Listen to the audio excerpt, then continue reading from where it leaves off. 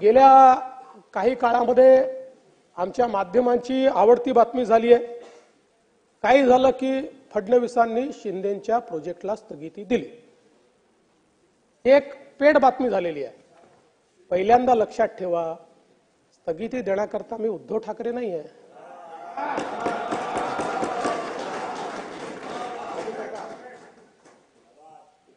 या ठिकाणी यापूर्वी देखील मी स्पष्ट केलं की जे जे राज्याच्या हिताचं आहे ते सुरू करत असताना शिंदे साहेबांसोबत सुरुवातीला मीही होतो, नंतर दादाही होते।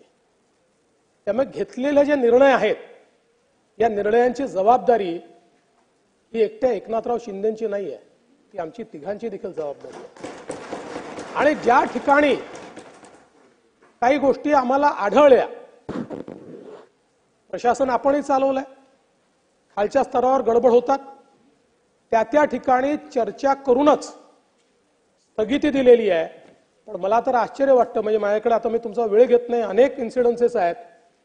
विभागीय आयुक्तांनी आपल्या स्तरावर स्थगिती दिली तरी देवेंद्र फडणवीसांचा दणका, खात्याच्या मंत्र्याने स्वतःच्या खात्यामध्ये त्या ठिकाणी केंद्र सरकारच्या निर्देशानुसार त्या ठिकाणी स्थगिती दिली तरी देखील फडणवीसांनी शिंदेंच्या खात्यामध्ये स्थगिती दिली।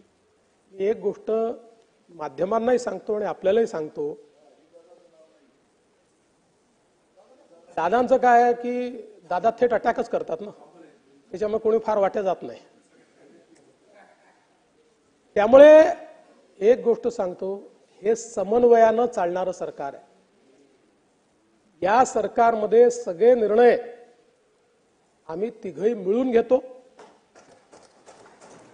आणि एक गोष्ट अजून सांगतो, बैठका होतात। आता काही बैठकांना दादा असतात, काहींना शिंदे साहेब असतात, काहींना दोघंही असतात, काहींना दोघांपैकी एकही असतो। जो आला नाही तो नाराज, बैठकीला आला नाही म्हणजे नाराज। मला असं वाटतं की क्वालिटीच्या बातम्या